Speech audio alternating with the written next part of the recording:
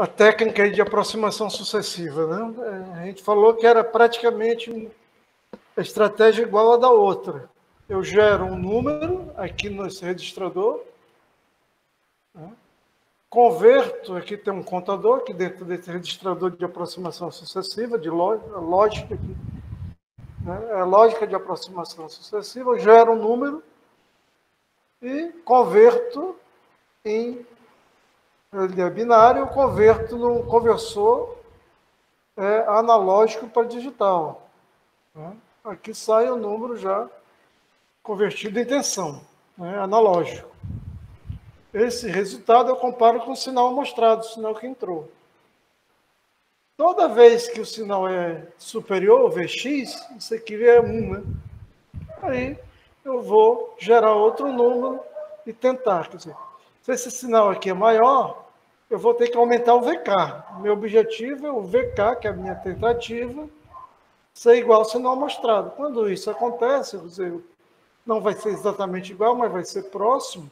Ou seja, o nível, a gente lembra que é de sinal digital, né? Os níveis possíveis são discretos. Então, quanto o nível possível chegar mais próximo do Vx, ele, opa, cheguei. Beleza? Aí, vou parar a conversão. Ele vai emitir aqui um end of conversion. Opa, para, a conversão está parada, eu sinalizo para o processador. Então, aqui um exemplo do que aconteceu. A cada clock, aqui na figurinha do clock, houve o start of conversion, início do conversão, aí veio o sinal de clock. Cada clock o contador incrementa, mas eu não é uma incrementação como no método anterior, que era 1 a 1, né? Era sempre crescente. Aqui não. Eu vou procurar sempre um meio, né? Então, eu não vou começar com 0, vou começar com a metade até o fundo de escala, o valor de referência. Metade do valor de referência. Já começo no meio. Aí vem olho, opa, Vx aqui, o valor que eu estou aqui, VK, é esse sinal aqui, ó. Eu comecei com o VK, ele é menor do que o Vx está aqui. O que eu devo fazer? Vou aumentar o VK. Agora, qual o número que eu vou tentar para o VK? É um valor aqui no meio entre esse cara e esse. Olha, ele era menor. Vx é maior. Eu vou pegar aqui no meio entre esse e esse, mais ou menos no meio, qual é o cara que eu vou tentar.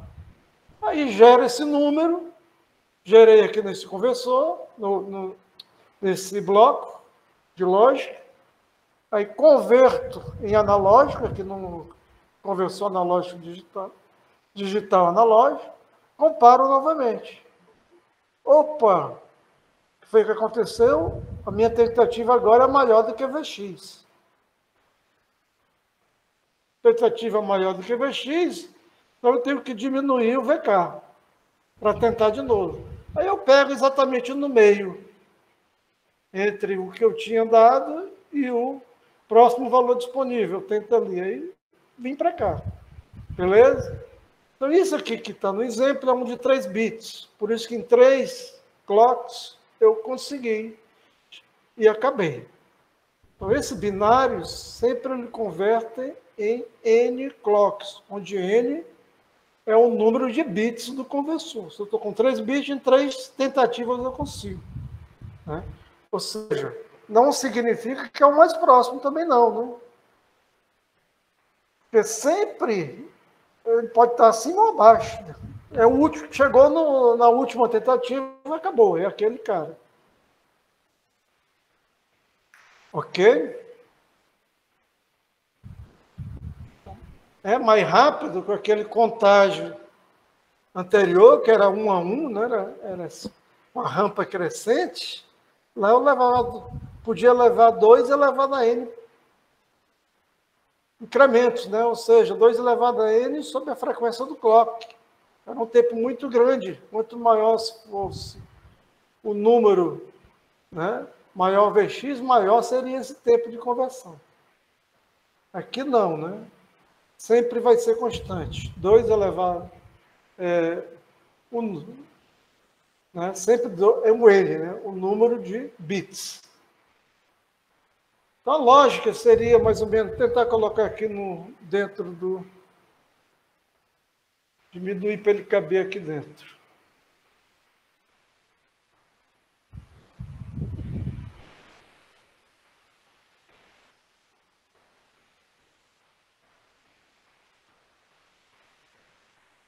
Pronto. Então, a lógica que está implementada é a seguinte. Eu vou esperar pelo início de conversão. Então, é um sinal que... Vamos lá, opa, começa a converter. Aí eu leio, lá no registrador, eu vou ler o VX. Ou seja, fazer a amostragem. Aí vou começar minhas tentativas. Primeira tentativa cai igual a 1. Gero um número. Está vendo aqui que eu gerei um número binário. A1 até a N. A1, bit menos significativo, a N, o mais significativo. Então, eu quero começar no meio. É só fazer o AN igual a 1. Né? Se eu faço o AN igual a 1 em todos os outros zeros, eu vou estar exatamente no meio da escala. No meio de VR. Lembra que aquela conversão era por essa formuleta aqui, né? Professor, parece que tem gente querendo entrar na sala. Deixa eu ver que eu não vi. Eu acabei botando aqui a tela toda. Vou diminuir aqui a tela um instante para ver se eu consigo ver. Pessoas.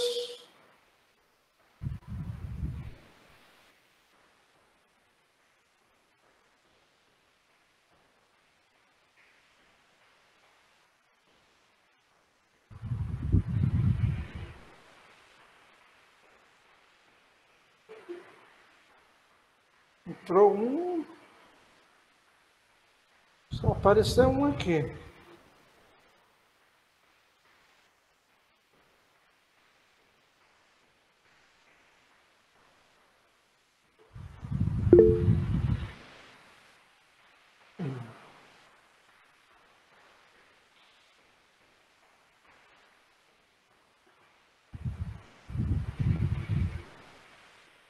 Só tinha um, eu acho. Eu não estou vendo mais ninguém, não.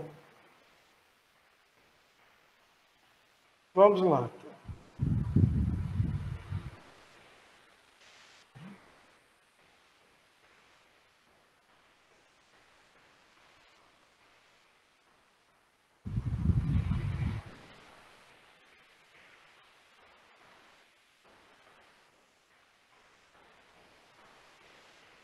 Beleza? Então, lembrando que o VK é que veio lá do conversor, de digital para analógico. Então, ele transforma em analógico usando essa formuletazinha aqui, que nós vimos que vem lá daquele circuito, né? Somadores operacionais e vários níveis para cada bit. Então, se o AN é 1, isso aqui vai dar 2 elevado a 1, vezes 1, meio. Meio de VR, os outros tudo zero. Então, eu começo no meio. Verifico. Vx é maior que Vk? Se o Vx for maior, o que eu tenho que fazer? Vou aumentar o Vk. Então, eu estou no nível... Aí o AN menos K é igual a 1. Quer dizer, eu faço um bit logo abaixo. Eu estava no AN, mas vou fazer o AN menos 1, igual a 1. Ou seja, eu estou aumentando Vx, né? No momento que eu faço, eu fiz o AN igual a 1. Agora eu vou fazer o AN menos 1 igual a 1. Estou aumentando o Vx. Né? Só que eu vou fazer isso enquanto for menor do que o número de bits. Quando for igual ao número de bits, eu vou parar. Então, AN igual a 1. Aí eu vou parar esperar o clock. Quando vier novo clock, é que eu vou fazer, né? K igual a K mais 1, e vou escrever K é menor do que N, continuo. K é maior do que N, que eu estou perguntando? Não, senão eu volto. Converto novamente em analógico. Aí comparo de novo. Né? Então, toda vez que o Vx for maior, eu passo o bit mais abaixo, uma casa a mais, que o cara está crescendo, né? Vou incrementando os bits do mais significativo para o menos significativo. Estou aumentando o número. Cada vez que eu vou setando esse cara em 1. Até encher todos igual a 1. Ou, né, aconteceu o contrário. Fiz e o Vx agora é menor. Se o Vx é menor, é que eu estou perguntando maior, então o Vx é menor, eu vou vir para cá. Então, o que é que eu faço? Aquele bit que era, eu vou ter que diminuir o Vx, o VK. Se eu vou diminuir o VK, então aquele bit onde eu estou, o N menos K mais 1, eu vou zerar. Zero aquele bit. Eu estava no N menos 1, zero a N menos 1. E vou fazer o outro igual a 1, o menos significativo. Então, 1 acima eu zerei, 1 casa abaixo eu faço igual a 1. Então, é um número menor. Aí tento de novo. Eu faço esse ciclo aí, se repetir, até que acabe o número de bits, N bits. Chego aqui no enésimo bit, é igual. É igual, então é sim, né? K é maior do que N, aí atingir o número de bits. Fim de conversão. Aí ele faz essa lógica. Lembrando que essa toda lógica aqui é implementada em hardware. Eu estou com um registrador, que a gente já mencionou que era um conjunto de flip-flop, que eu tenho operações de seta bit. Contar, dar shift para a esquerda, shift para a direita, então consigo fazer isso em hardware. Então sinalizo aqui com o registrador tem um bit lá em determinada posição, o registrador de status, eu seto esse bit igual a 1, opa, converti. E aviso isso para o processador. O processador ele pode estar num pule esperando, lendo esse registrador até ele ser 1, foi 1, ele, opa, converteu. Ou, normalmente também os conversores, quando ele gera esse que era 1, também ele gera uma interrupção. O programa é interrompido e vai para a rotina de interrupção e realiza a leitura do valor lido. Então, tem aí a estratégia. Alguma pergunta nessa diagrama? Alguma dúvida? Alô? Alguma dúvida aí na lógica que implementou esse aí no bloco, nesse bloco aqui de aproximação? Aproximações sucessivas. Eu quero aqui definir e executar essa lógica. Então, a quantização vai para o nível possível mais próximo, com uma margem de erro de meio LSB. Que eu tenho os níveis possíveis. Eu estou checando, quando eu checo esse cara aqui, o VK, eu estou simplesmente pegando o ponto médio entre os níveis. Então, lá naquela lógica dos registradores, lá naquela cadeia que eu gerei, aquela sequência de valores aqui, né, que a gente viu na aula passada, essa sequência de registradores, eu seto para exatamente no meio dos níveis. Então, 1, 2, 3, N números.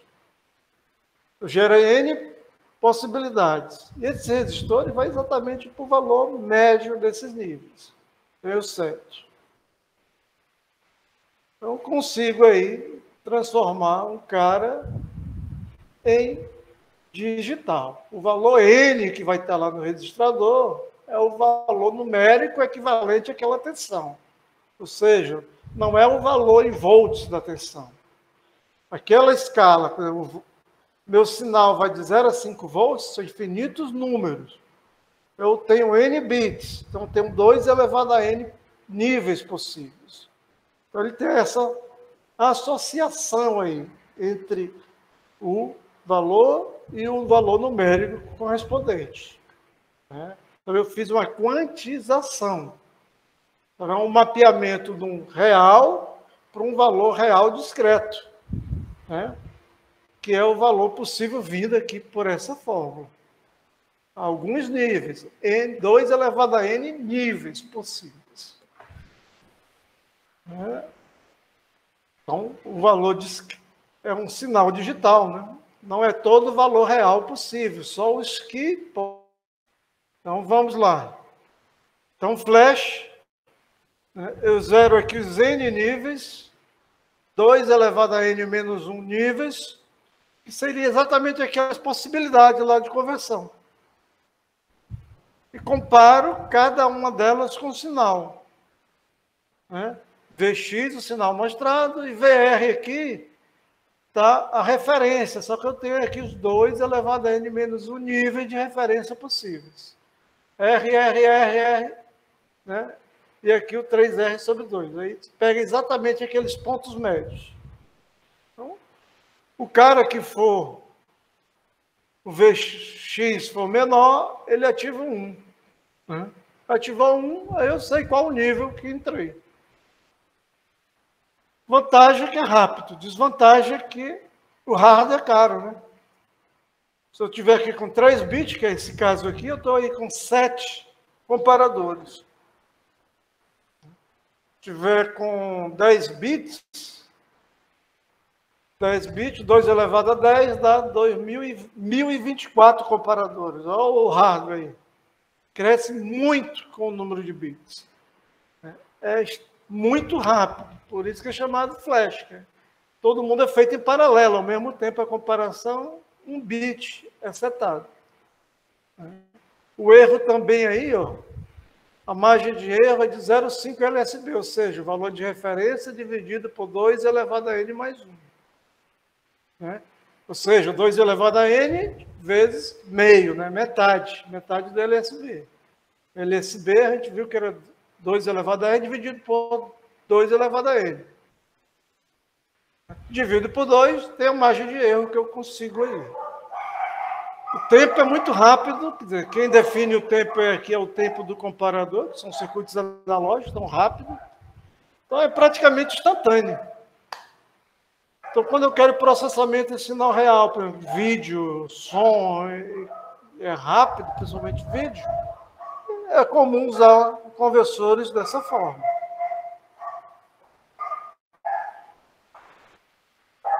Dúvida aí no flash?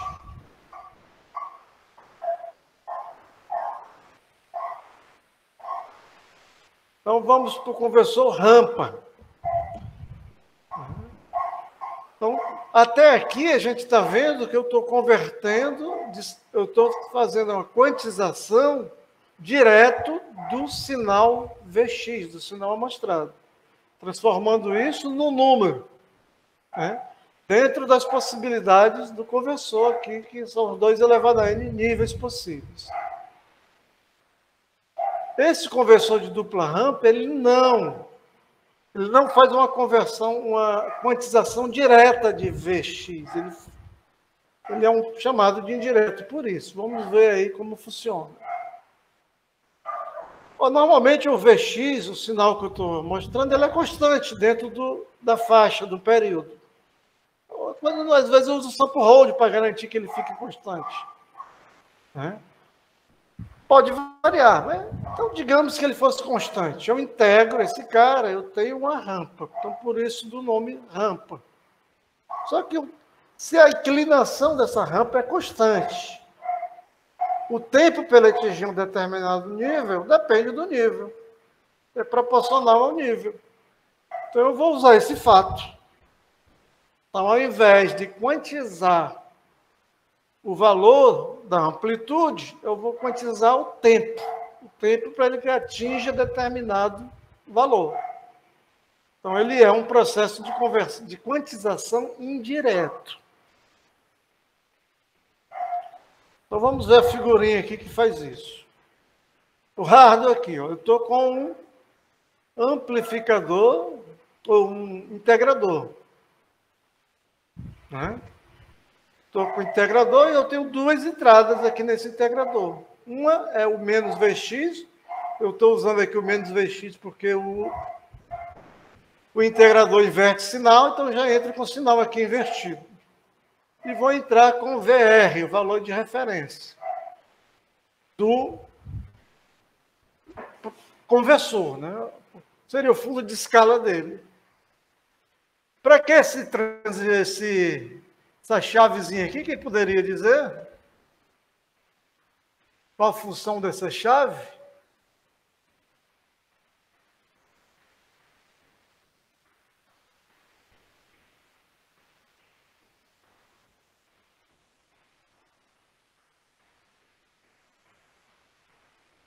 Vamos lá.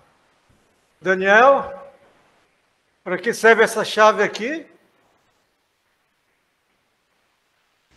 Não me recordo não, professor. Pense. O circuito está aí. O que ela faz?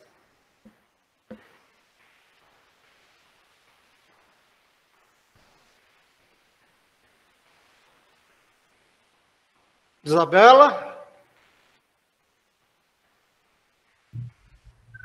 Sim, professor. Eu também não recordo. O que acontece se eu fechar essa chave? S1 ou S2? Essa que estou aqui, o mouse em cima, essa que está em cima do capacitor. Gera um curto. Gera um curto, descarrega o capacitor. Então, zerei o integrador. Porque o tom armazenado de integração está aqui no capacitor. Então, gerei um curto no capacitor, descarrega o capacitor. Então, toda vez que for começar uma conversão, eu tenho que descarregar o capacitor. Beleza? E no início, o que é que eu vou fazer? Eu vou ligar o VX, que é o sinal amostrado. Então, eu ligo S1. Então, chegou aqui, ó, um Start of Conversion, sinal inicia a conversão. Eu desligo isso, descarrego o capacitor instantaneamente e ligo esse cara. Aí eu abro a chave de novo, né?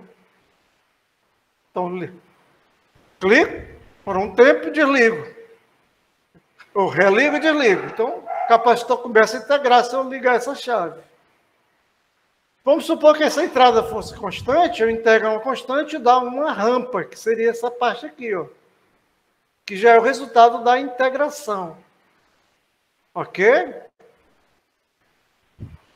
Então, deixei o capacitor aqui levemente negativo, aí começa a integrar.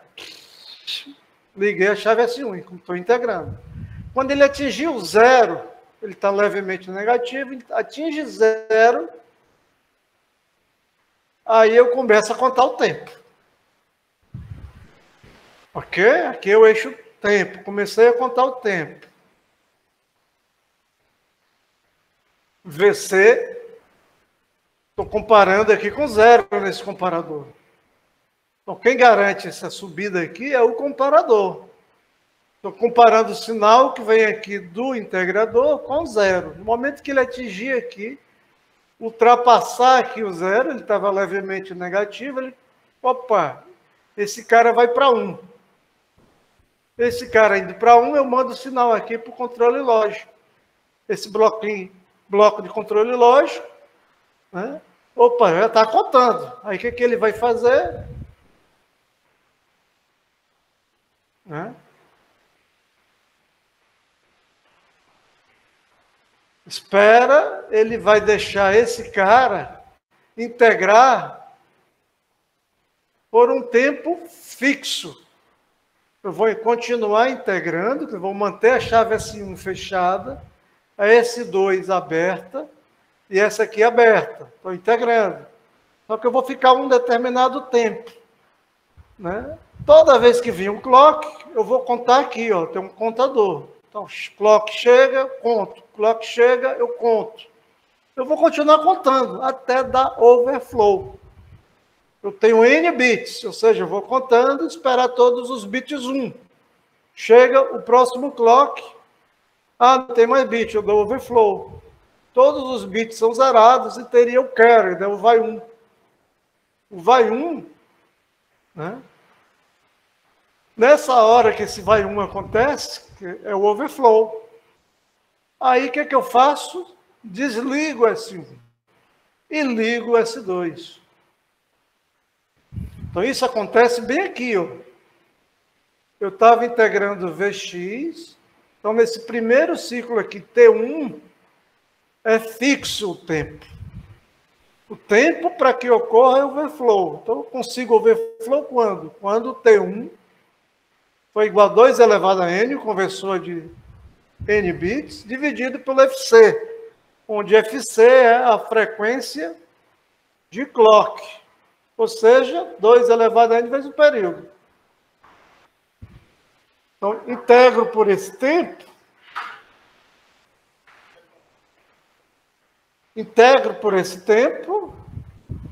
né? Aí ligo, desligo S1 e ligo o VR. Só que o VR tem um sinal contrário, né? Um era positivo, o outro está negativo. Então, o resultado da integração começa a cair. Ao mesmo tempo que isso está caindo, ó, o contador, quando eu dei overflow, ele zerou todos os bits. Só o bit de overflow que ficou em 1. Então, começa a contar, vai começar a contagem novamente. Contando a partir daqui, né? O T2 começa aqui nesse cara, onde tem a quina aqui do integrador, até eu atingir o zero, que eu estou comparando com zero. O cara tinha um valor que eu tinha integrado, agora ele vai começar a diminuir o valor dessa integral, até atingir zero. Quando atingir zero, novamente, o VC vai para 1. Aí eu sinalizo aqui para a lógica de controle. Opa, chegou o fim de conversão. Eu vou parar aqui quando ele for zero. Vou sinalizar o bit de conversão. Então, o valor que tiver aqui no registrador, no contador, é equivalente ao tempo aqui dessa segunda, né, do Vx. Vamos ver como é que ocorre, por que ele é equivalente lá. Beleza aí na lógica? Ó.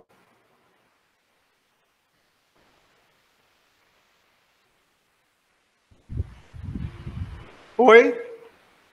Beleza. Todo mundo vendo a tela? Positivo. Tá. Então, todo mundo chegou aqui quando terminou a conversão, quer dizer, ele só começa, ele trocou a chave para o S2, só vai parar de integrar agora quando atingir o zero, por causa do comparador aqui. O comparador está comparando com zero. Terra, aqui. Então, quando ele começa a cair, quando ele está positivo, vai chegar ao ponto que ele vai ficar levemente negativo, um pouquinho. Chegou em zero, ele compara quando é maior que zero, se for zero, ele já vai para 1. Fim de conversão. O que tiver aqui é o valor de N, o valor quantizado. N maiúsculo. Então, o tempo que ele leva para isso, que a gente viu aqui no gráfico aqui está T2, é dado por isso. N é o valor que eu contei, N clocks, dividido pela frequência, eu tenho um tempo. Beleza?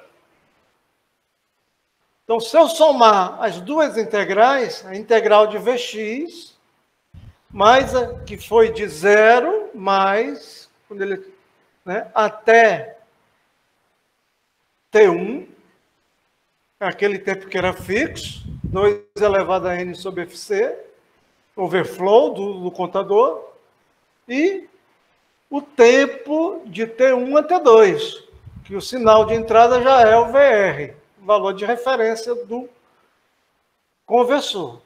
Somei os dois a zero, que é esse ponto aqui, né?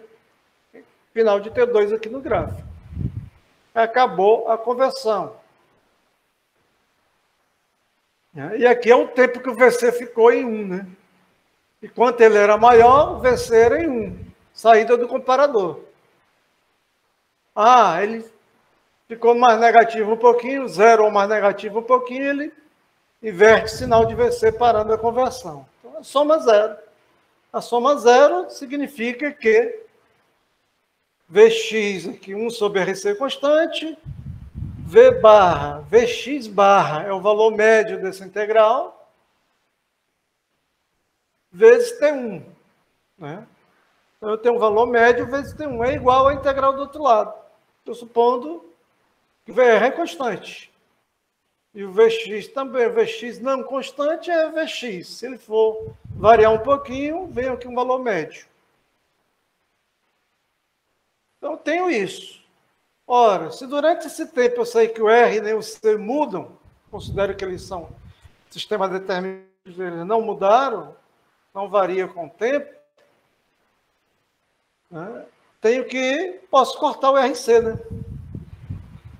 Corto o RC com RC, então eu tenho aqui que o Vx e o N estão ligados. Vx barra, que é o valor amostrado, a média do valor amostrado durante aquele ciclo de conversão, de 0 a T1, o tempo que ele estava ligado, dividido, né, por T2 e T1. Então, a relação entre T2 e T1 é N sobre 2N. Ou seja, N é uma quantização do Vx. E tem uma relação, um mapeamento ligando os dois caras.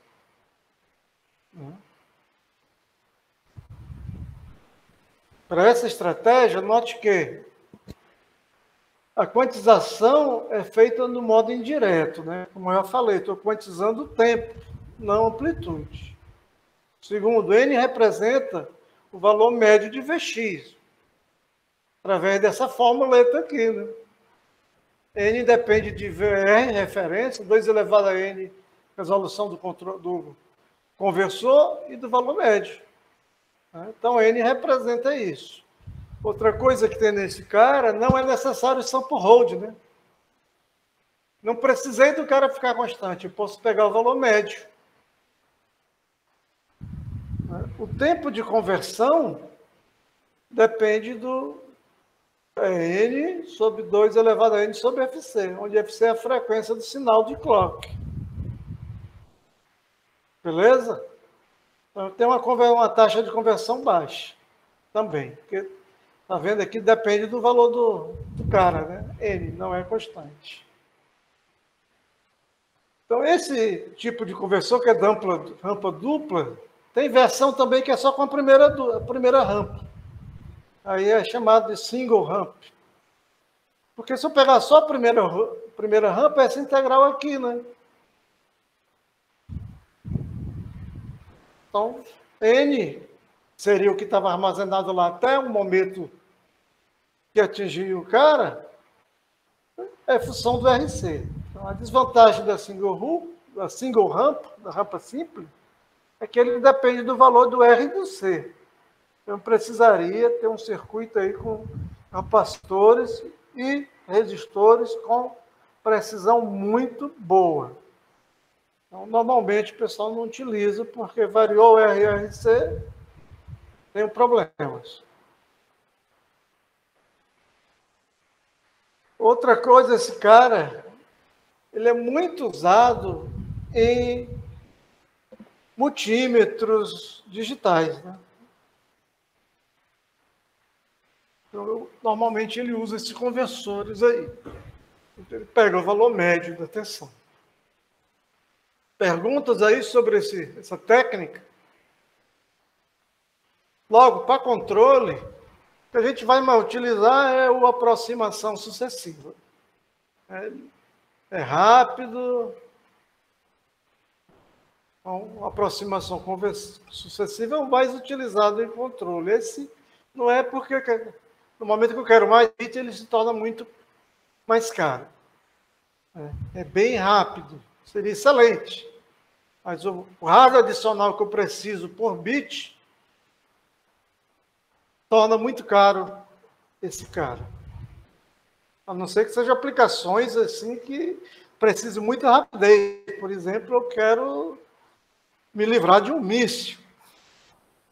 Eu tenho que ser rápido. Se eu começar a ser lento, não dá para esperar. Então, as conversões têm que ser rápidas. Então, aplicações militares, ele chega a ser usado bastante. E paga-se por isso. Beleza? Então, voltando ao hardware que eu preciso, a gente falou aí dos circuitos do sample hold, valor dos conversores AD e DA e outro elemento que eu preciso para fazer a síntese dos controladores digitais são processadores. Então, qualquer treco que tenha um processador, né, eu consiga pendurar essas interfaces, eu consigo implementar controladores digitais. Então, o primeiro desses caras que eu estou mostrando aí, né, é um microcomputador. Então, eu tenho aqui, como é que é o microprocessador? Tem um barramento de dados, um barramento de endereço e um barramento de controle, todos ligando aqui os dispositivos de I/O, memória e o microprocessador. Então, essa arquitetura, né, define aí os microcontroladores. Lembrando que um microprocessador tem duas possibilidades de arquitetura, né? A do von Neumann e a de Harvard. Qual a diferença entre eles, por favor, Matheus? Matheus?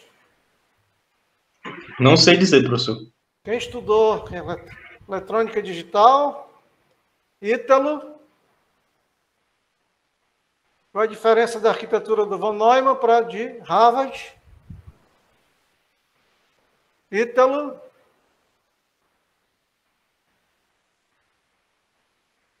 Gustavo? Professor, eu lembro vagamente dessa, mas eu acredito que a diferença está na posição da memória. Como que o Posição processador... da memória? Como assim? Como Fala que mais o do que a proce- posição de memória. como que o processador ele vai consultar a memória? Ah, barramento. Ele consulta Isso. através dos barramentos. Na Harvard, o barramento de endereço é diferente do barramento de dados. Beleza? Qual a vantagem disso? Entendido. É que eu posso estar executando instruções enquanto eu estou buscando dados. Ok? Então, tem um chamado pipeline, né, que os microprocessadores implementam. Fazer outra coisa enquanto o processador está fazendo outra. Então, acelera, mais rápido. Né? Se eu não me falha a memória, foi com 286 que começou a ter o pipeline. Que começa, no caso dos microcomputadores.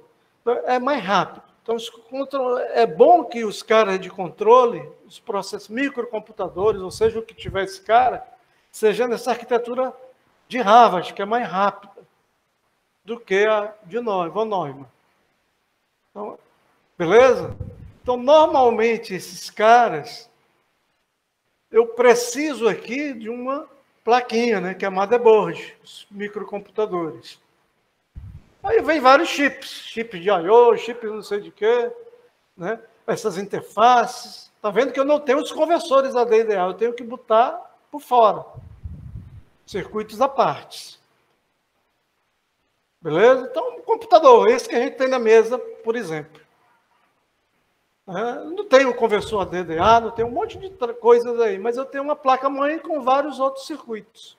Circuito de chipsets, os controles de comunicações, as portas aí, né, USB, serial, paralela, rede. Então, são placas adicionais que eu vou acrescentando. Então, essa é a arquitetura aí do microcomputador. Ele tem um microprocessador, posso pendurar os conversores aqui no I/O, beleza, consigo fazer controle digital com um microcomputador.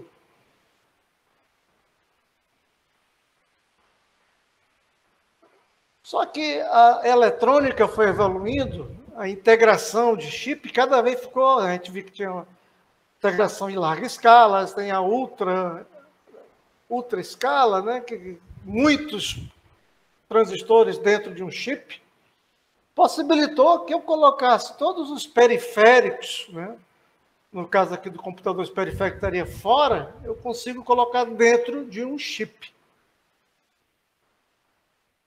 Né? Fica mais barato, né? Eu vou fazer cópias desse chip, praticamente um carimbo.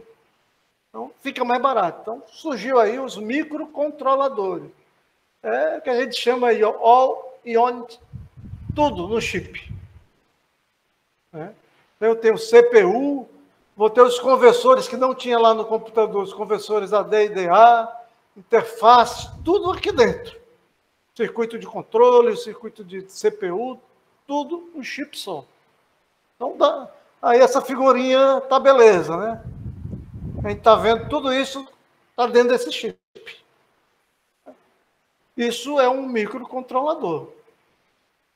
Então, a ideia, ele manteve aqui a arquitetura. Normalmente, os microcontroladores, que é rapidez, tem alguns que é em Van Neumann, mas o ideal é que seja de Harvard, para ficar mais rápido. Barramento de endereço separado do barramento de dados. Então, quando eu compro um chipzinho assim, não vejo mais a ideia da placa-mãe, praticamente que some, praticamente é só o chip na placa-mãe. Então, vantagem tem uma desvantagem, né?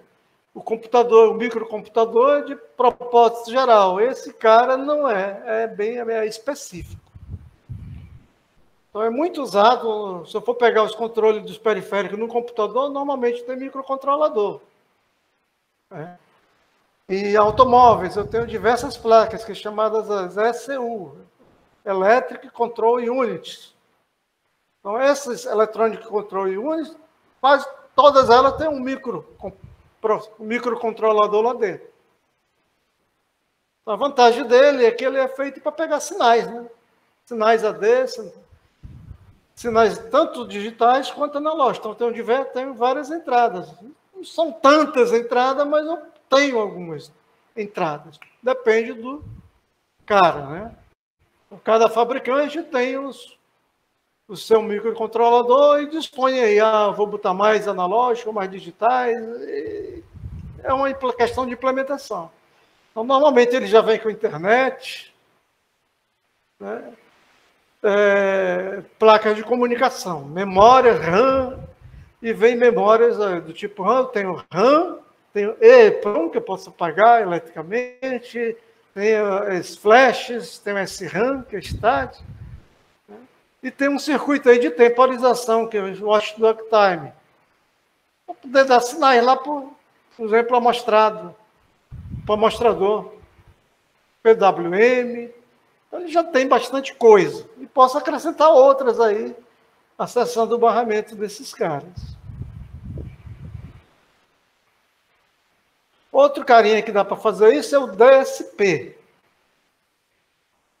E DSP que engoliu a figura, a gente está vendo aqui claramente que ele é Harvard, né? Eu tenho aqui endereço, memória de programa, instruções, dados estão aqui, memória de dados está separado da memória de instrução, e tem aqui o I/O. O I/O escrevendo direto na memória de dados. Eu não consigo diminuir a figura.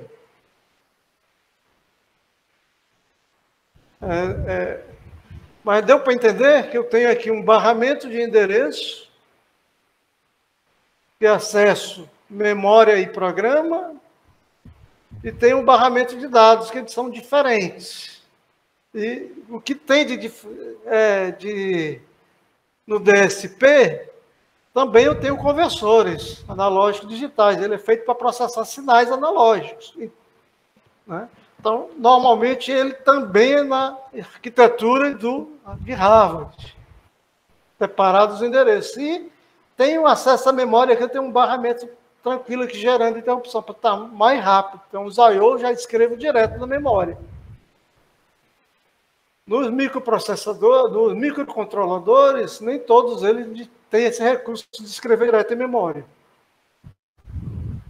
No computador eu tenho. Também posso ter acesso direto à memória.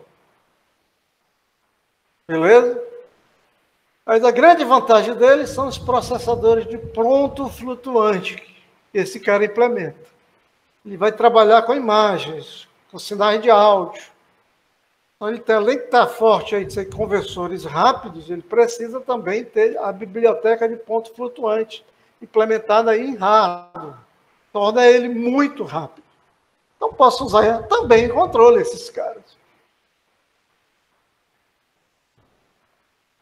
Então, a NPX, Texas, tem muitos fabricantes aí desses caras, desses DSP. Outro carinha que é comum usar em controle são os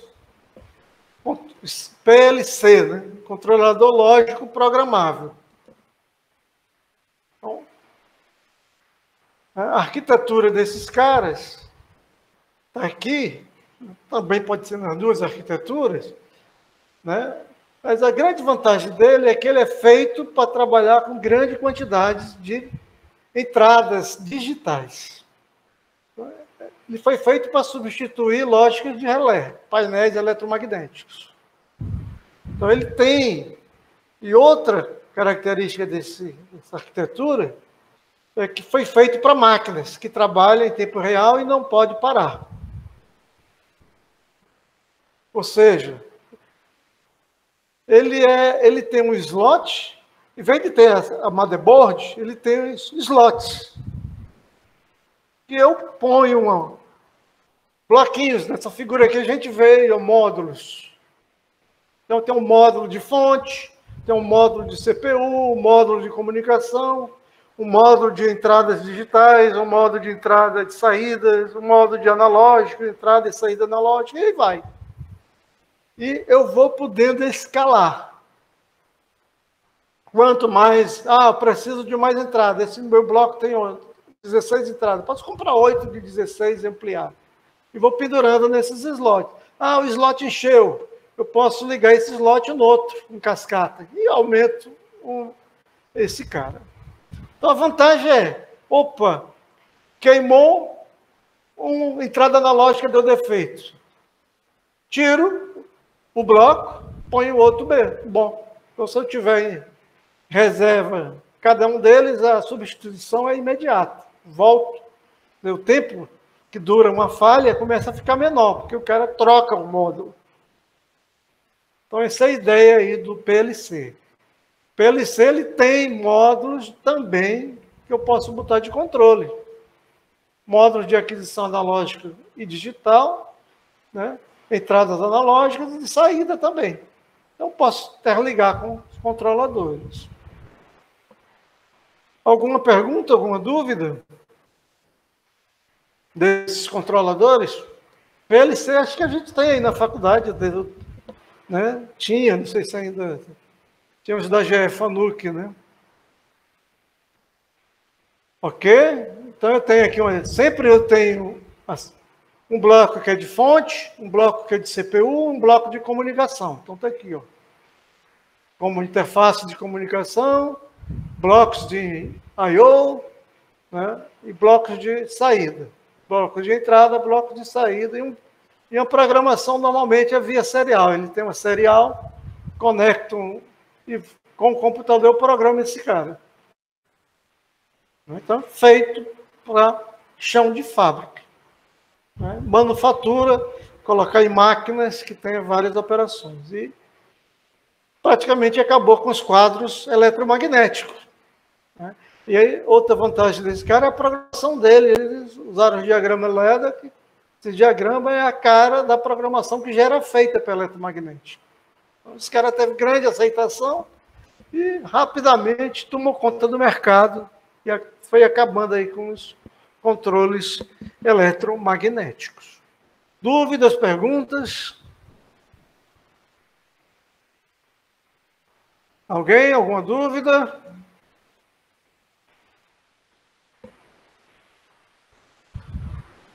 Estaria que eu não botei aqui nas transparências SDCD e os SCADA.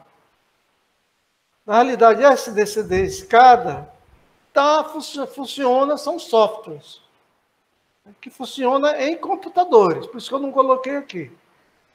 Então, eu compro o software que roda em computador, um que faz sua supervisão, comunica com os TLPs, comunica com todos esses caras, com controladores, né? Comunica com esses caras. E apresenta telas mostrando. E também tem os SDCD, que eu tenho bloquinhos de software que pode gerar controladores. Então, eu posso mandar isso, comunico com todo mundo, e também eu posso intervir no sistema, mandando para lá. Mas é mais software do que hardware. Então, são sistemas maiores, mas todos eles em rede, que eu posso me comunicar com todo mundo. Os controladores single loop, multi loop é um PC. Normalmente um PC industrial. Então, estaria nesse grupo aqui dos PCs. Todos eles caminharam para todo mundo numa placa. As motherboards foram incorporar os conversores AD e DA. E esses seriam os single loops e os multi loops. Mas, na realidade, são versões aqui do microcomputador.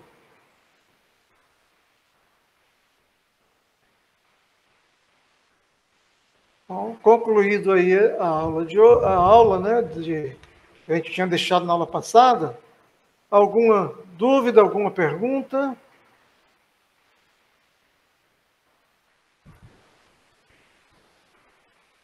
Ou seja, qualquer dispositivo que tenha um microprocessador, posso fazer controle digital. Então, o controle digital é um controle que é microprocessado.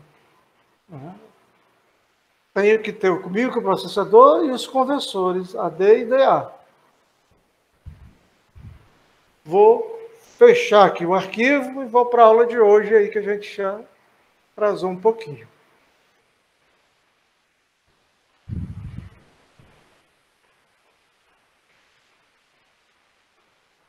Então, vamos compartilhar outra tela. Só um instantinho.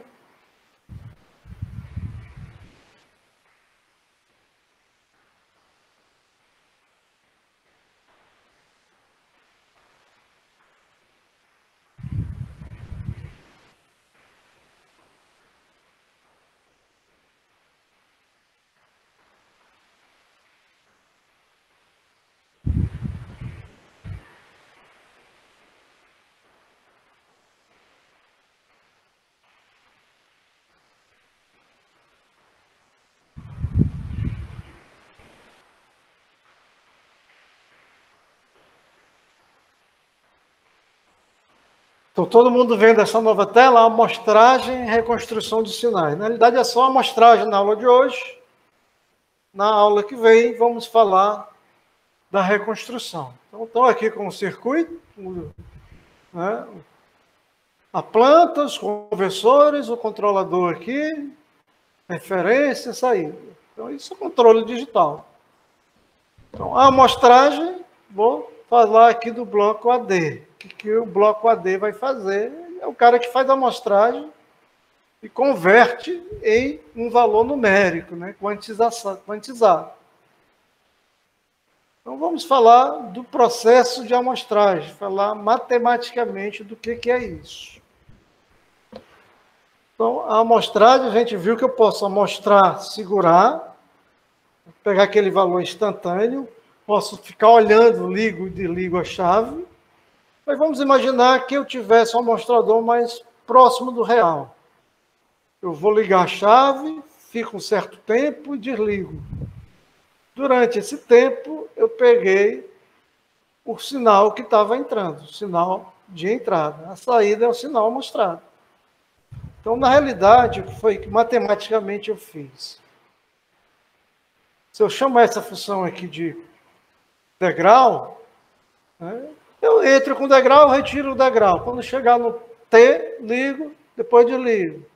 Entro com o degrau, tiro um degrau. Então, tem um somatório de degraus. Um trem de pulsos. Então, vamos supor que a largura desse pulso seja gama e que a amplitude seja 1 sobre gama. Então, diminuo a duração desse cara, aumenta a amplitude.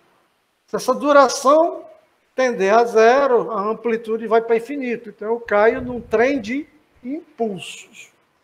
Então, o amostrador está mais próximo do real é esse. Eu não vou conseguir ter esse tempo essa amplitude infinita, mas eu vou conseguir muito grande. Então, próximo do valor ideal, que seria o trem de impulsos. Então, ora, se eu quero ficar olhando esse sinal por um determinado tempo, é só entrei aqui nesse diagramazinho. Na realidade, é um multiplicador, né? Eu entro com o sinal que eu vou mostrar, U, entro com esse trem de pulsos, multiplico os dois, eu vou ter o sinal amostrado. Então, a amostragem nada mais é do que uma multiplicação. Ok?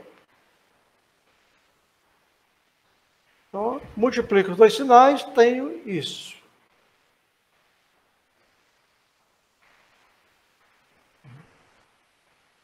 Vou representar o sinal M por uma série de Fourier. Eu quero ver que espectro aqui isso gera. Então, vou usar a transformada de Fourier, a série de Fourier, para poder olhar o espectro de frequência desse sinal. Nós, quando fizemos a revisão de Fourier, a gente pegou aí tanto a série quanto a transformada desse cara.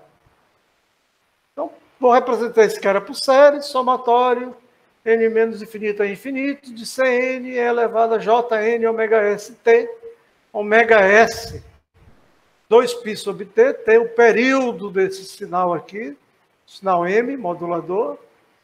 Então, a frequência, eu vou chamar isso de frequência de amostragem, ou frequência angular, porque é ômega, de amostragem, porque está ligado ao período t. Né?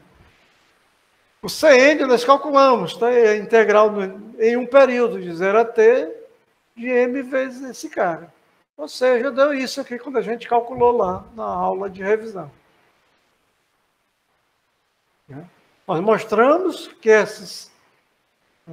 o espectro desse cara, essa amplitude de C vai diminuindo, né? Porque eu estou aqui K ômega S aqui embaixo. Bom, K ômega S, K vai crescendo, isso vai diminuindo. Então, as amplitudes desse espectro ia caindo. O sinal amostrado, então, quem é? É o produto dos dois, né, que a gente viu aqui. Então, vai ser U vezes M. U vezes o somatório. Vou usar a série para representar o M. Vou pegar agora aí a transformada de Fourier desse cara. Definição da transformada de Fourier. Vou integrar o sinal elevado a J ômega dt. Então, o sinal é esse cara, dt. A integral é linear, então posso trocar a integral com o somador. Vou jogar aqui o U para dentro do somatório. O somatório é em K, então depende de T. Posso botar o U de T dentro do somatório e posso comutar a integral com o somador, porque a integral é linear. Então, fiz isso aqui, ó. Então, ficou CK, e a integral de U é elevada a J ômega T. Eu troquei aqui os dois exponenciais. Real é comutativo, posso alterar a ordem. Então, troquei aqui. É elevado a JK ômega S dt. Que tá? Vamos imaginar o que é esse aqui. Integral de 0 a menos infinito de U vezes E vezes dt. Vou deixar o elevado a J trocar com dt. Isso é a transformada de Fourier de U, né? Do sinal de entrada. Beleza? Então, o que está entre, tirando esse exponencial, é a transformada de U. U de ômega. O que esse carinha aqui faz? Multiplica a propriedade da transformada de Fourier. Multiplicar por exponencial é deslocar na frequência. Então, estou deslocando de K ômega S na frequência. Ou seja, a transformada de Fourier do sinal amostrado é dado por esse somatório. Estou entrando com a fundamental e várias outras frequências.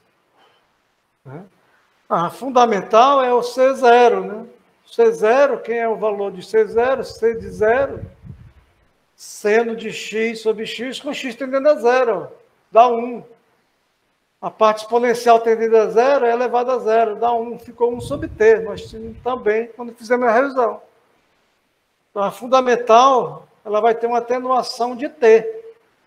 O sinal que eu entrar, ele vai se repetir, ele vai estar ali com o centro na origem, e a amplitude deu uma atenuada de t, de por t.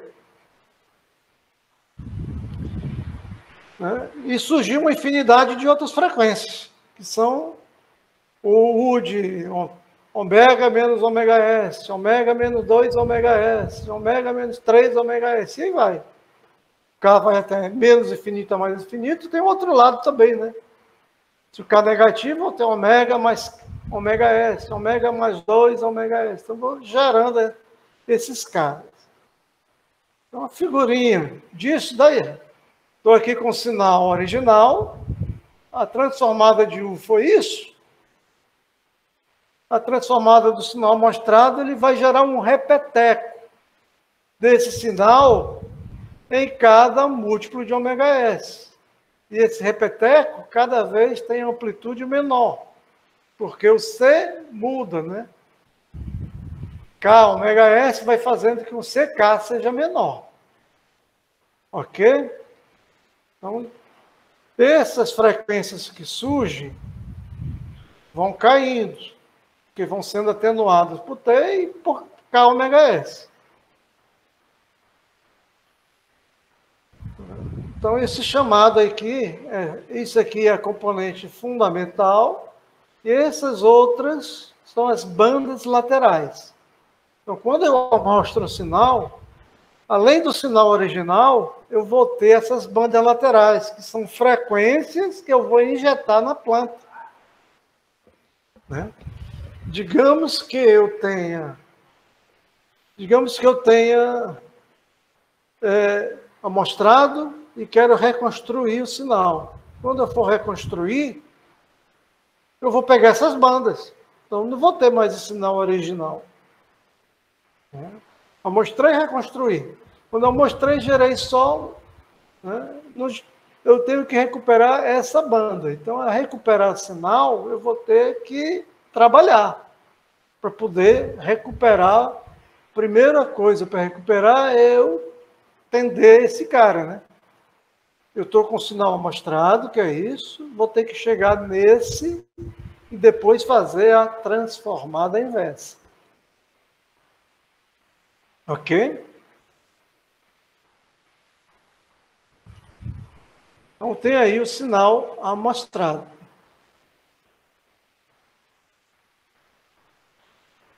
O que acontece se a minha frequência ômega S for menor que 2 ômega 0? Eu estou imaginando aqui nesse meu desenho que eu estou com um sinal com banda limitada. Ou seja, a partir de ômega 0, o U de ômega 0. Então, não tem o sinal, além de ômega 0. Então, por isso que no tem aqui o sinal fundamental, primeira banda lateral, segunda banda lateral. Né? E aí vai.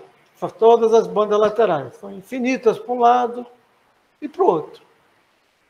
Mas a gente percebe que a influência dessas bandas, né, quanto maior a frequência, menor a influência dessas bandas. Mas vai existindo, vai me causar ruídos.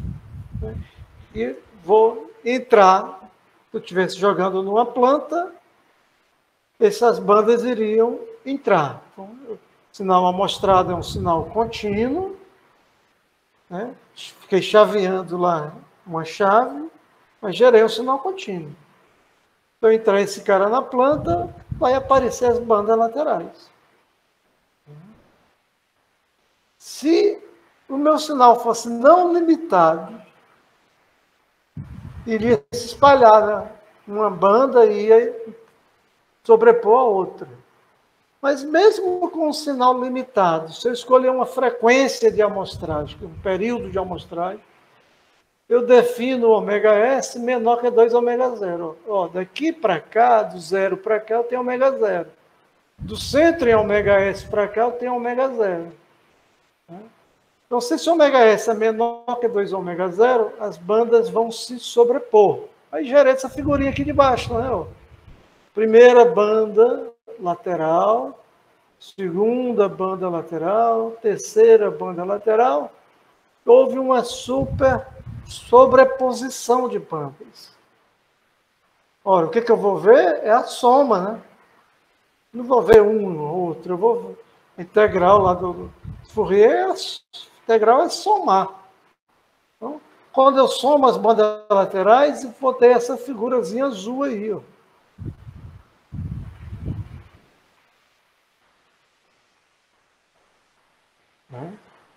Vamos imaginar que eu fosse recuperar o sinal.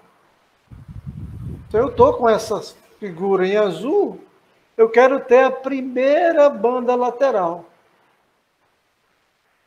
Como é que eu poderia conseguir isso na versão 1? Vamos no primeiro caso, eu quero recuperar o sinal. Então, o primeiro passo é recuperar a banda fundamental. Vinícius, o que é que eu deveria fazer? Estou com esse espectro amostrado e meu objetivo é pegar esse cara, só a fundamental. O que é que eu devo fazer, Vinícius?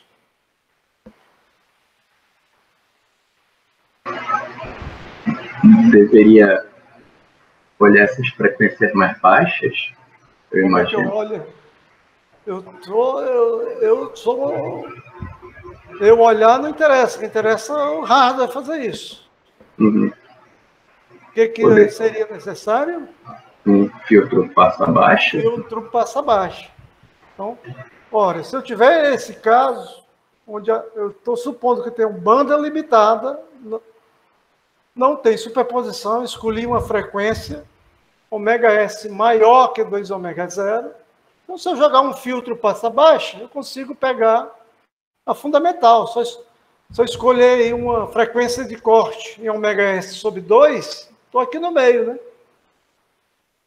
Então, uma frequência de corte em ômega S sobre 2, consegui recuperar esse cara. Tenho que fazer também amplificar de T, né? Para poder ter o cara original. Ele é T no de T, eu amplifico. Eu jogo um filtro para pegar a banda e vou lá. Agora, eu quero fazer no segundo caso. Gabriel, quero recuperar a banda lateral, fundamental, nesse caso aqui que houve sobreposição. O que eu devo fazer? Gabriel? Professor, não sei, professor.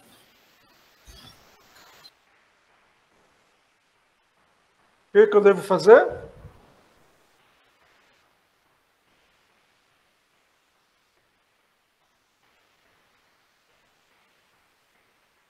Vitor?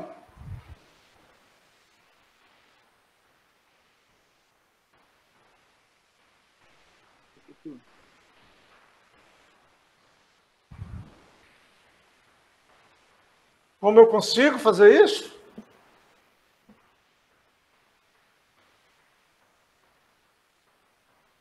Vitor?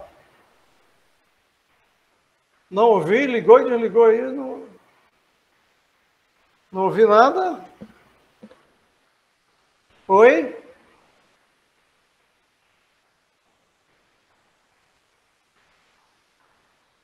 Caiu a rede, não?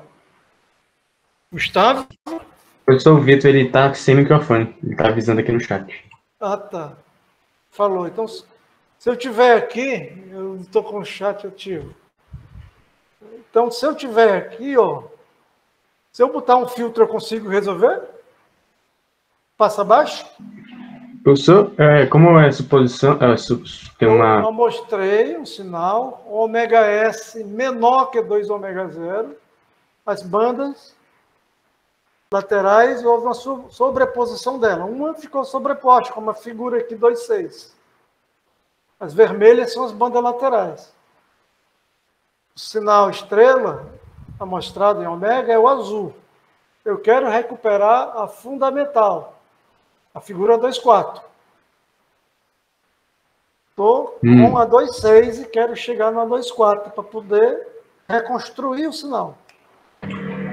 Eu só acredito que, como está correndo sobreposição, talvez expandir esses sinais, Expandir como? fazendo elas não se encontrarem. Sim, mas como é que eu faço isso? Poderia utilizar, deixa eu ver, ter que multiplicar o sinal da frequência no tempo, ou no tempo já. Eu tenho que aumentar o ômega S. Se eu não Isso. quero que as bandas se sobreponham, eu aumento o ômega S. Ou seja, eu mexo lá no clock lá do mostrador. Beleza? Então, se eu Entendi. tiver essa situação, se eu botar um filtro pasta baixa, eu pego só um pedacinho do azul, né? Esse tá cucuruta isso. Linguagem de cearense. Esse pedacinho aqui que eu vou pegar. Beleza? O pico, assim, eu vou pegar, botei um filtro passa baixa. Frequência de corte é ômega S sobre 2. Eu pego só uma parte azul do sinal, não pego a parte vermelha desse sinal que está para baixo. Ou seja, não tenho o espectro fundamental. Não dá. É um liquidificador. Integrador é um liquidificador. Botei banana, laranja, botei morango, pêssego lá dentro, bati. Tem agora a oroba feita. Não consigo mais separar a banana da maçã, da laranja. Então, é isso que eu tenho azul. Não tem como separar os pedaços dele. Ok? Então, se eu tiver essa condição, ômega S menor que ômega 0, não dá para recuperar o sinal. Esse fenômeno dessas bandas de sobreposição de bandas é chamado de aliasing. Ok? A sobreposição de bandas se chama de aliasing. Alias é apelido, é um vulgo nosso. É o próprio sinal. Um acabando contaminando o outro.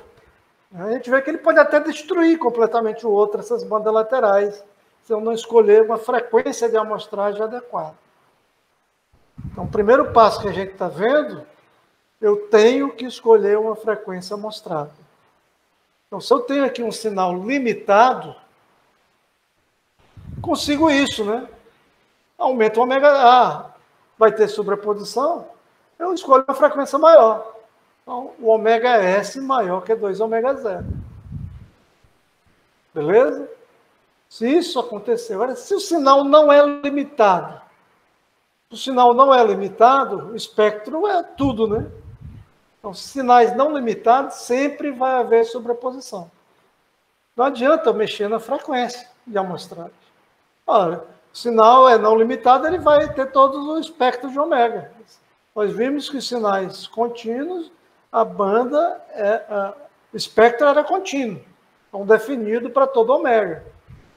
Então, sinais não limitados em frequência, ele tem espectro constante. Então, quanto maior esse sinal sair, mais problemas eu vou ter. Ok? Então, essa função, nós vamos trabalhar com ela depois. Dúvida aí no amostrador real?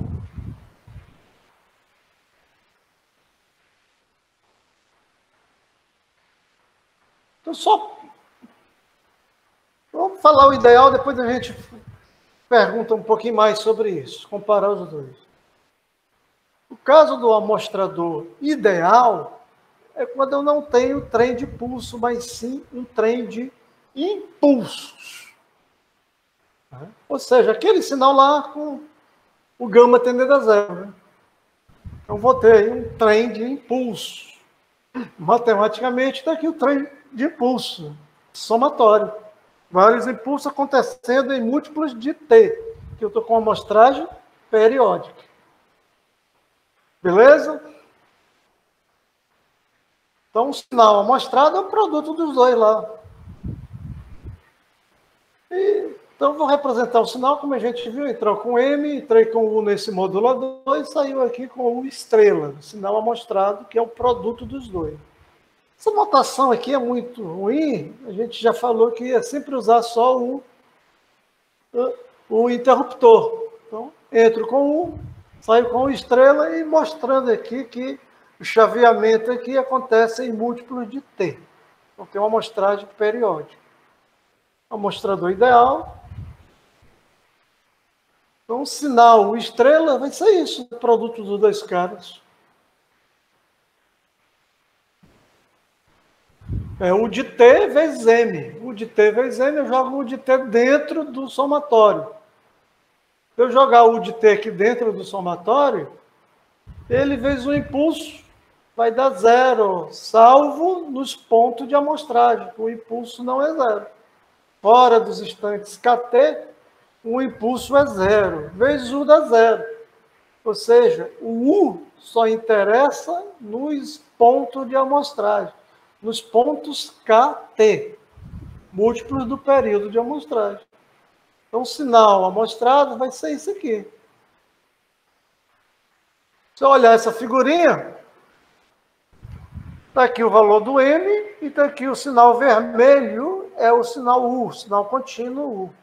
Quando eu multiplico o vermelho pelo trem de impulso, vou ter os impulsos modulados em amplitude. Né?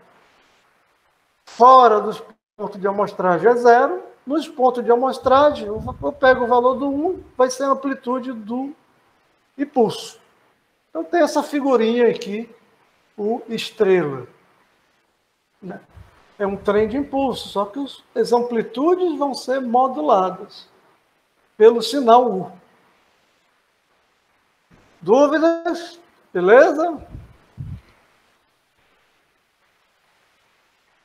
Seja um pouco diferente daquele lá, né, que era um sinal constante, né, que eu não me lembro.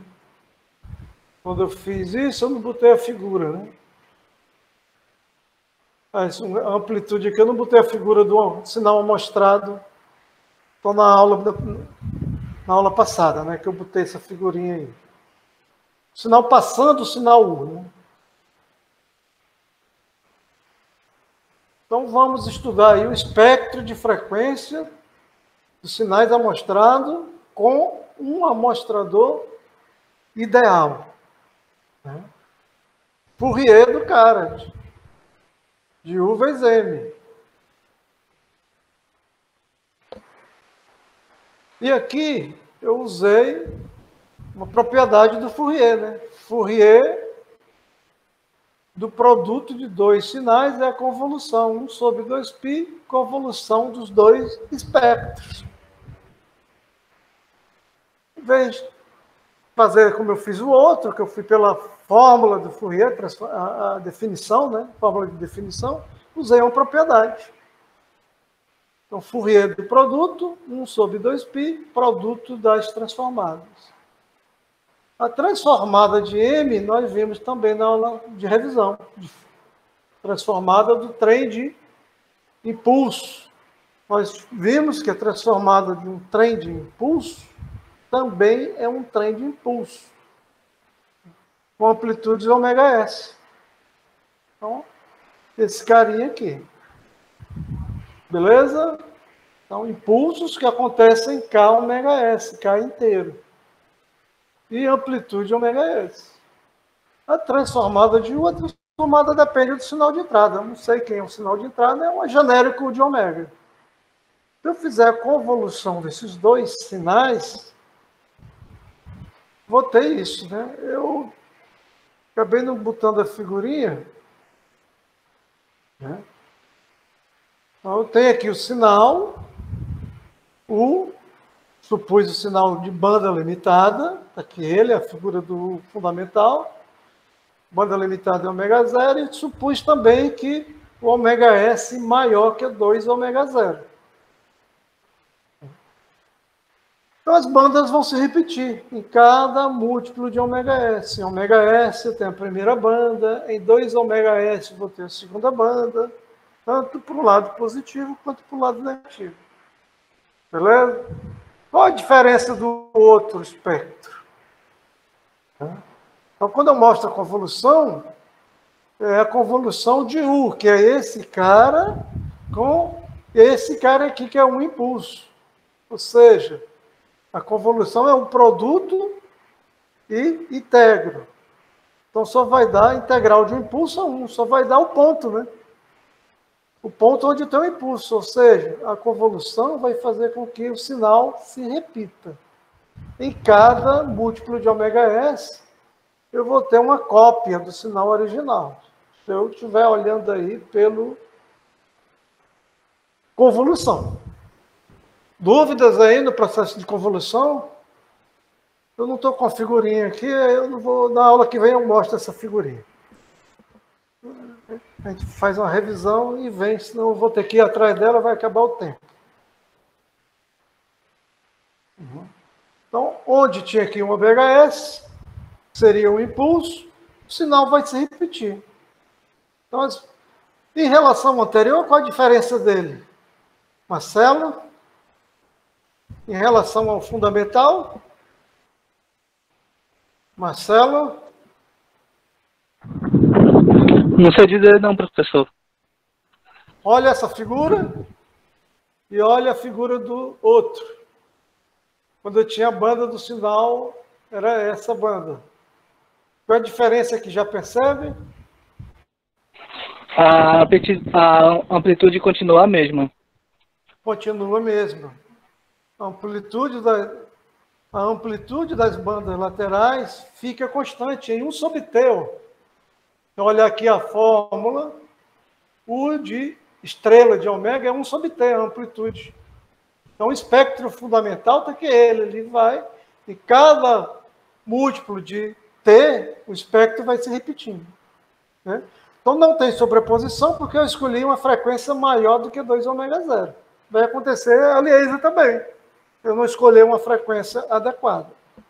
Mas tem um espectro constante. Então, a pergunta agora que eu vou fazer aí para o Gregory. Vamos imaginar, estou com sinal amostro, estou com um sistema contínuo, entrei com sinal contínuo nele. Agora, amostrei, tem uma estrela. E entro no mesmo sinal contínuo. Quem vai fazer o pior efeito? O amostrador ideal ou o amostrador real? Quem? Gregory? Onde vai aparecer o efeito maior das bandas laterais? Se eu tivesse reconstruído, amostrei e reconstruí. Joguei no sistema. Gregory?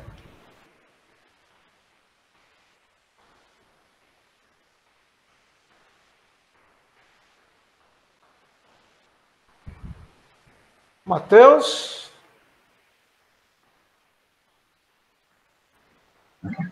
Professor, não sei dizer. Olha a figura. Com base nas duas figuras só. Eu vou entrar com esse sinal em um sistema. O sinal aqui que foi amostrado com o amostrador ideal. E vou jogar também, depois, ele com o amostrador real.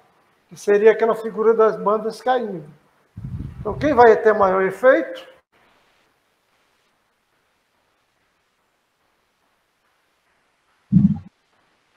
O que isso quer dizer com efeito? A saída do sistema. Se eu entrar com o sinal original, nós sabemos que sistemas lineares, a cara da entrada é a cara da saída. A frequência de entrada é a frequência de saída. Agora, eu joguei um sinal amostrado na entrada de um sistema contínuo. O sinal aqui amostrado é um sinal contínuo, é definido para todo T. Eu entrei com ele. Ou seja, eu entrei com esse espectro de frequência, se for ideal. Ou com aquele que vai as bandas diminuindo, se o amostrador era real. Então, eu vou sentir o efeito dessas bandas laterais vai ser maior aqui ou maior lá no caso que é o ideal, o real?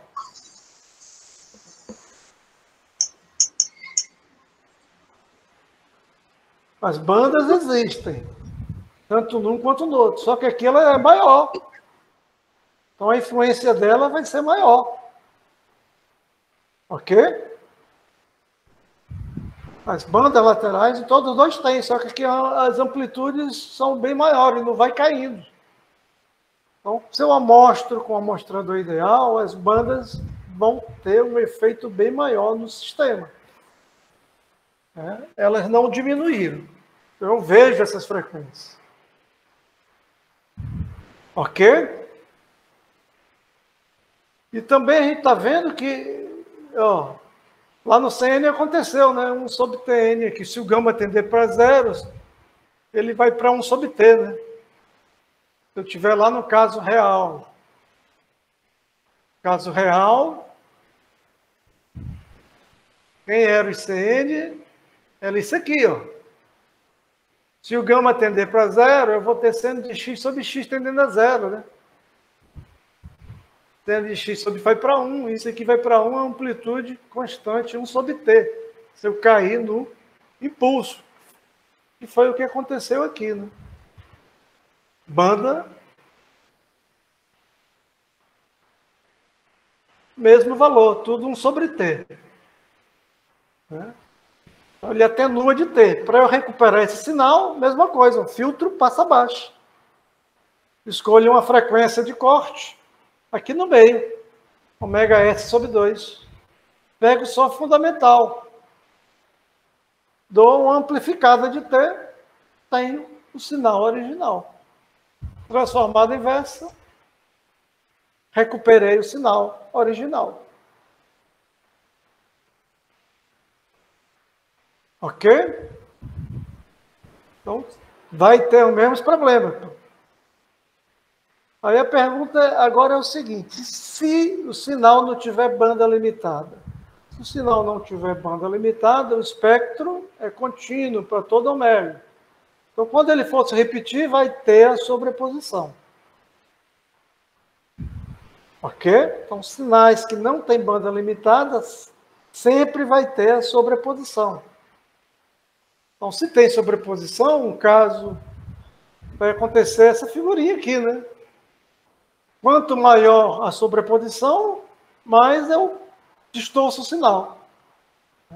Se essa for pequena, então se essas bandas laterais têm frequência, mas as amplitudes são pequenas, o efeito começa a ser menor. Então, pergunta aí a alguém. Vamos aí para a Isabela. Eu tenho um sinal que não é limitado. Eu sei que vou amostrar esse sinal. E se eu tiver sobreposição, eu sei que me complica, que eu não consigo reconstituir. O que eu devo fazer?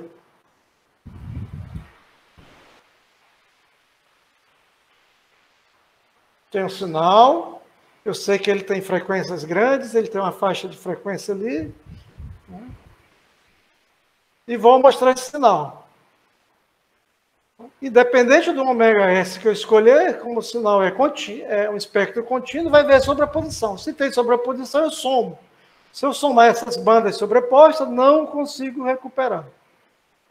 Então, o que eu devo fazer para recuperar o sinal original? Isabela? Utilizar os filtros, professor. Que filtros? Não tem como. Eu posso ter o filtro que eu quiser aqui, eu não consigo recuperar o vermelho, né? Recupero um pedaço, o azul, né? Que é um pedaço do vermelho. Ok? Eu jogo um filtro, eu mato os caras, frequência mais alta, passa baixa. Mas eu vou pegar um pedaço do vermelho fundamental, né? Que é a parte azul. Não dá para separar mais. Então, o que eu devo fazer se eu tiver sinais? Por exemplo, eu não vou ter sinal na prática, né? Eu vou ter umas frequências que me interessam, uma faixa de frequência. Por exemplo, eu quero um sinal de voz. Então, eu tenho uma faixa limitada, né, de 20 kHz, 0 a 20 kHz. Eu sei que eu vou estar ali, o sinal vai estar naquela faixa. E sinais que vêm de sistemas também, eu vou ter uma faixa, ó, meus sinais são senoidais, eu sei quais são as frequências, eu sei qual a maior faixa de interesse do meu ponto de operação. O que é que eu faço? Filtro. Filtro analógico antes de amostrar. Para que o filtro analógico? Para limitar a banda dentro da região que me interessa para o meu sinal analógico. Isso mata os ruídos. Porque na prática, o sinal analógico ele vai vir com ruídos.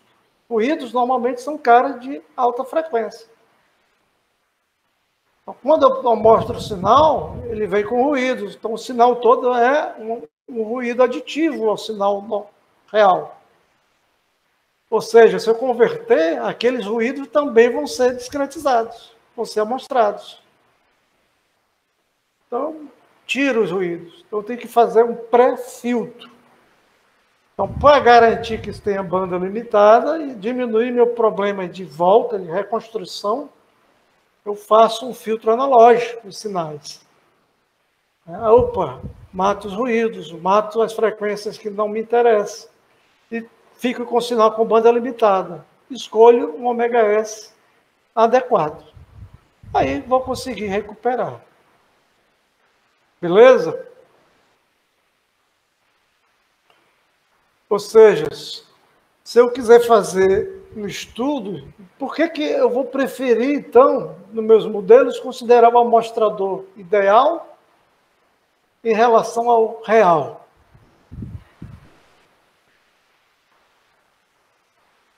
Vinícius? Então, os modelos eu vou considerar o ideal ou o real? Imagino que vai considerar o ideal e que esse problema já vai ter sido lidado na hora de... Isso é maior a influência dele nos problemas que pode causar. Uhum. Né?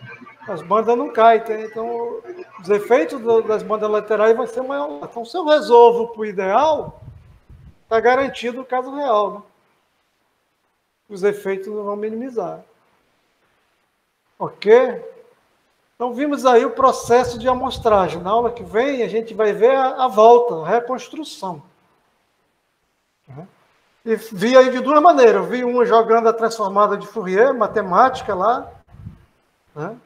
A definição, e vi também usando propriedades. Na aula que vem, vou buscar uma figurinha que mostra esses fatos. Fica melhor aí a gente começar a aula que vem com isso. Eu vou ter que procurar a figura aqui. Beleza? Então, vou jogar esse aí lá na parte de material.